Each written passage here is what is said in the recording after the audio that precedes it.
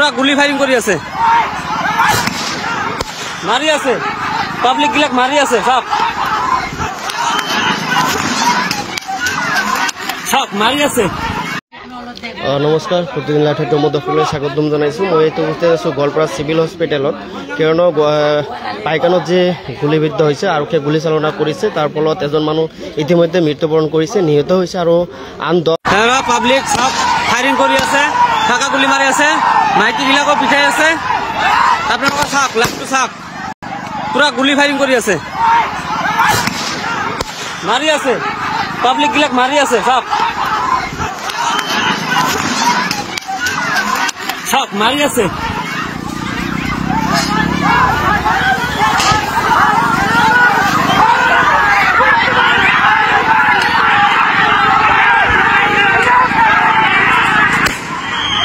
সব কেনেকৈ মাৰি আছে আমাক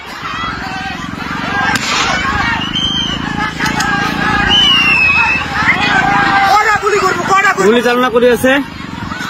আমাক গাঁৱৰ পৰা দাউৰি দাউৰি ওলাই দি আছে ঘৰে ঘৰে সোমাই মাৰি আছে চাওক আপোনালোকে এতিয়া হস্পিটেলত উপস্থিত আছে এনেদৰে তেখেতসকলে কান্দনত ভাগি পৰিছে চিঞৰি চিঞৰি মাটিত বাগৰি কান্দি আছে এক হকাব দৃশ্য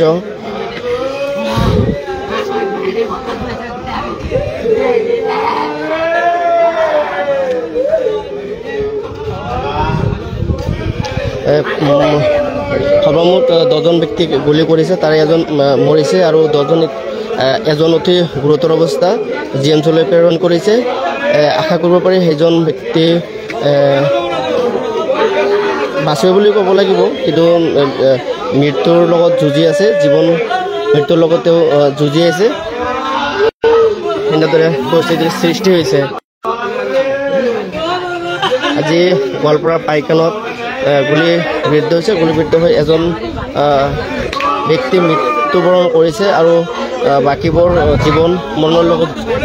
যুঁজি আছে এনেকুৱা পৰিৱেশ সিহঁতে কান্দনত ভাগি পৰিছে আপোন ভাইক আপোন পৰিয়ালৰ মানুহক হেৰুৱাই মৰ্মাহত হৈছে এক হুলস্থুলীয়া পৰিৱেশ সৃষ্টি হৈছে প্ৰশাসনে যি অন্যায় অমানৱীয়ভাৱে উচ্ছেদ অভিযান চলাইছে তীব্ৰ ভাষাৰে সকলে গৰিহণা দিছে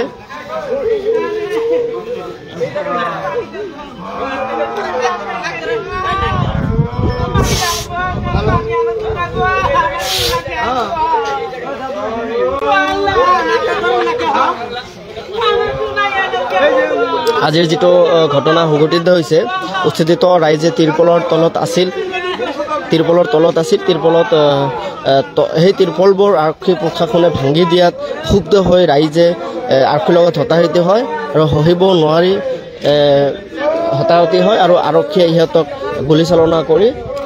এজন মানুহক মাৰিছে আৰু কেইবাজন গুৰুতৰভাৱে এনেকুৱা পৰিৱেশ এক হকাব দৃশ্য সকলো পিনে অকল কান্দনৰ ৰল আপোনালোকে চাই আছে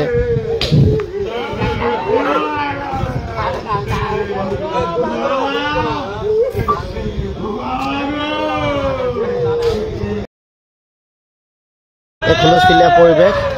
এইটো চাওক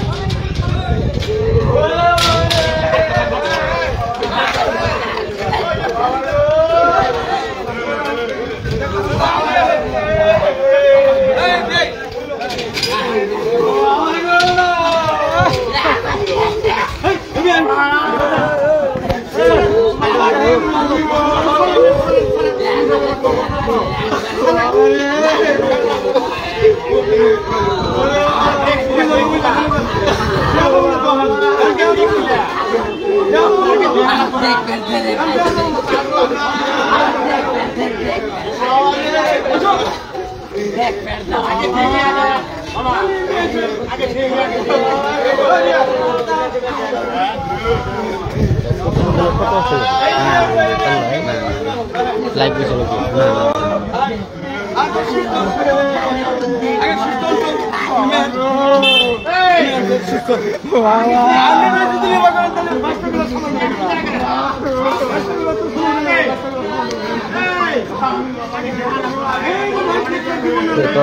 পৰিয়ালৰ লোক ইতিমধ্যে উপস্থিত হৈছে। সিহঁতে কান্দোনত ভাগি পৰিছে, নিজৰ পৰিয়ালৰ লোক হেৰুৱাই এনেদৰে কান্দোনত ভাগি পৰিছে।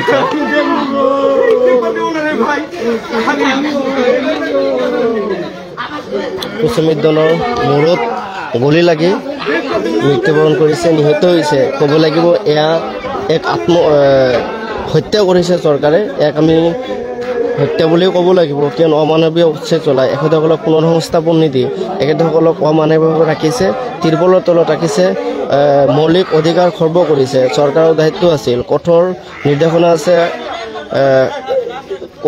কঠোৰ নিৰ্দেশনা আছে যে উচ্ছেদ কৰাৰ আগত এখেতসকলক পুনৰ সংস্থাপন দিব লাগিব। যিটো মৌলিক অধিকাৰ, সেই মৌলিক অধিকাৰ